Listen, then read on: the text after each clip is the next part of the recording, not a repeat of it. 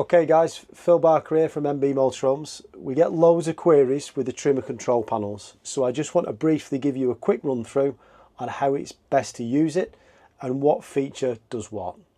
So we'll start with the panel itself. So to light the panel up, you just press the centre button.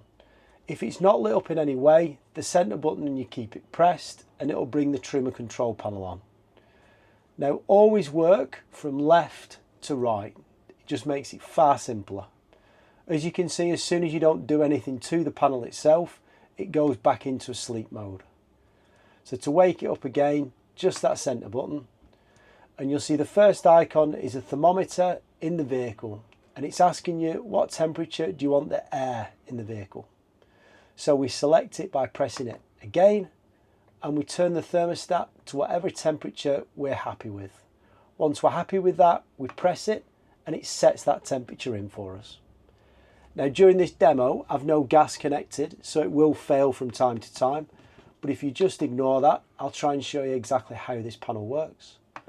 So we've gone to the thermometer inside the vehicle and we've now set the air temperature by selecting it, turning the dial and pressing it again to firm up that temperature we're happy with. So I'm just going to turn that down. If we then move again, always left to right, we move to the thermometer, which is in water. So it's asking us what we want to do with the water inside the vehicle. So we select it, and our options are Eco, Hot, Boost, and Off. Eco is really good, useful feature at night. It just means that the boiler isn't clicking on and off. You're not using as much power, and it's nice and quiet. Hot is obvious. It's one of the powerful features. It'll make sure that the water gets really nice and hot really quickly.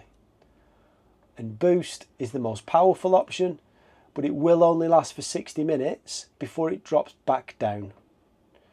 So those are your options on your hot water.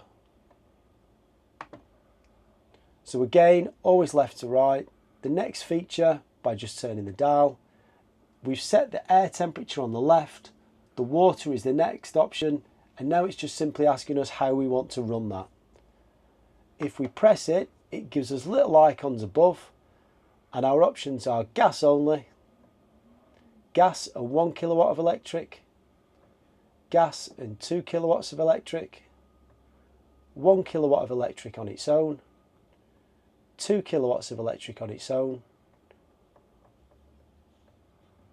or gas and 2 kilowatts of electric. So those are your options, and you can see by spinning the dial it flicks through those various options. Obviously, if we're wild camping in the middle of nowhere, then gas is generally the feature. If we're connected to mains on a site, then a lot of people will run it on 1 kilowatt of electric when it's up and running, or 2 to get things nice and warm in the vehicle. If you are on site in February or a really cold month of the year, then you might want to use the big function, which is gas and 2 kilowatts of electric. Finally, again, always left to right. The final feature, just for this quick demonstration, is the fan, because this is blown air heating. Your options are off, vent, and basically your vent is if you just wanted it to pushing it round the system, but it will auto set itself and come on and off as it's trying to regulate the temperature you've selected at the start. Again, there are other features along the bottom as you keep spinning that dial, but we're not going to go into these today. It was just trying to give you a really quick, user-friendly way of working this panel. Thanks for your time. Please like our YouTube channel, and we'll try and post many more on the page.